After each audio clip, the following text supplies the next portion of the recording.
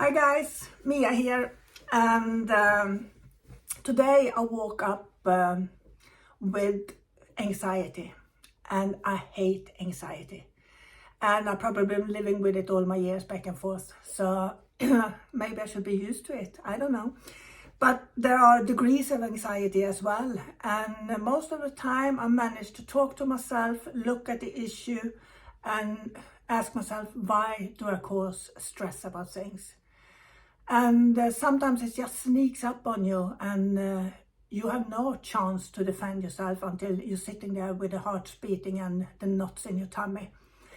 And for me, I know that this little devil now, that has, as I call him, the anxiety guy who comes and park his butt on my shoulder and think he belongs there.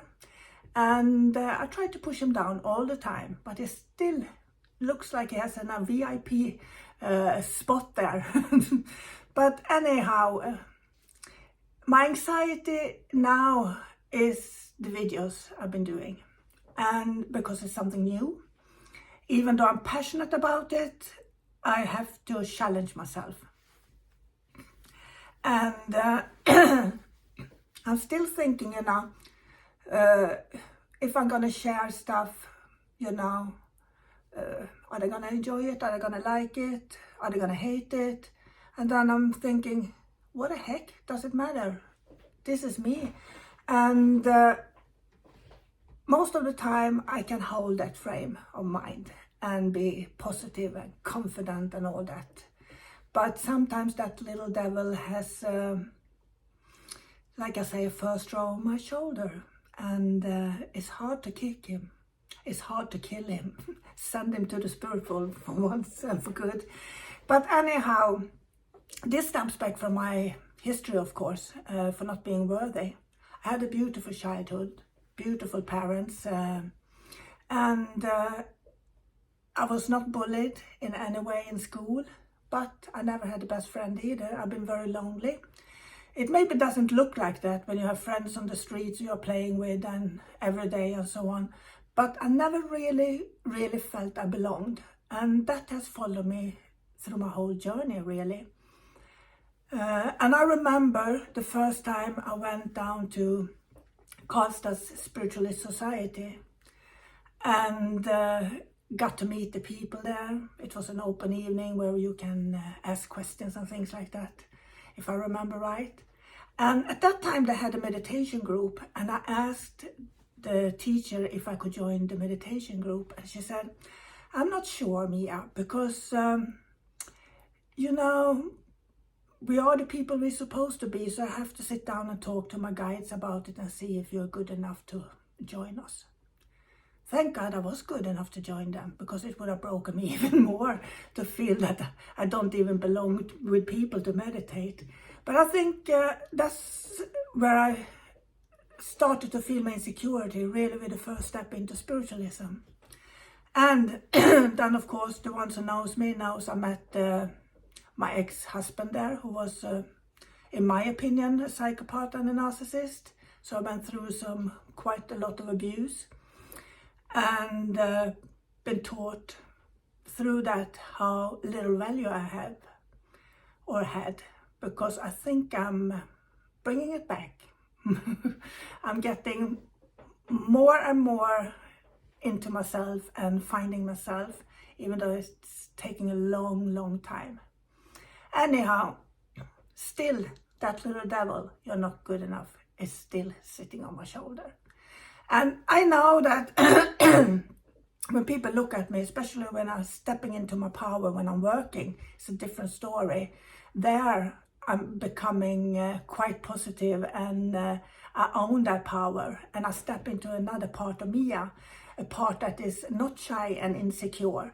And it's like I am two different people, really, because when I'm stepping in there, I know what I'm doing, and I'm trusting in a way I don't do in my normal life.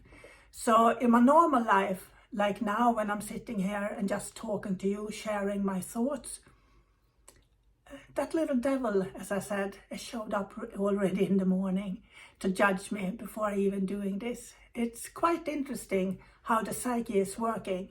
and how powerful your mind is. I'm sorry for that little thing I have in my throat. Because the power of the mind is absolutely amazing if you understand it.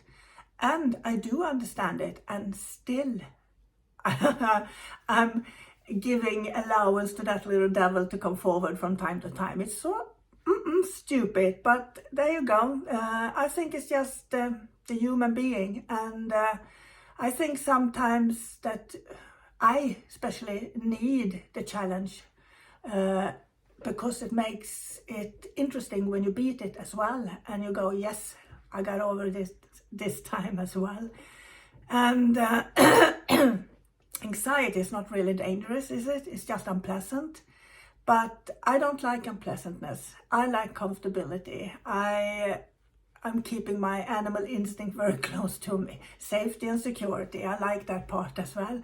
And the other part of me likes challenges. And I feel that I get very bored if I don't have challenges. And usually new challenges comes with anxiety. So there we go.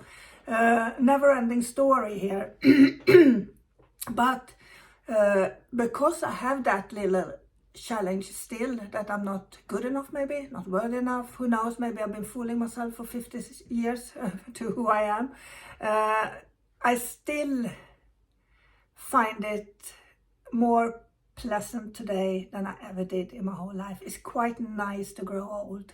It's quite nice to be comfortable within your own skin, so to speak, and most of the time I am, actually. I went through a struggle now, especially when my thyroid went ballistic, and I gained 25 kilo in a year.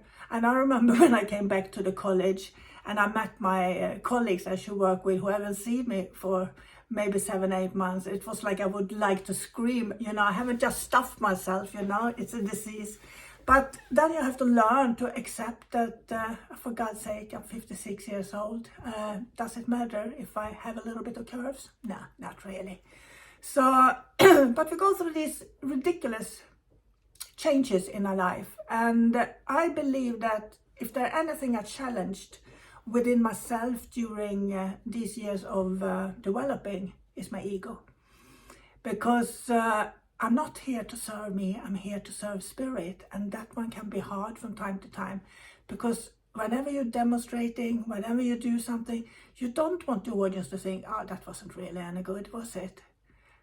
And it's hard, but at least today I know that I did the best I could and can't ask for more.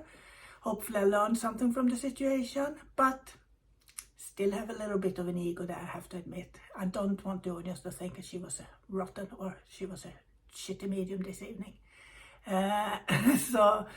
And sometimes I think maybe that's my positive ego, not the negative one. At least I'm doing something good. So, hey.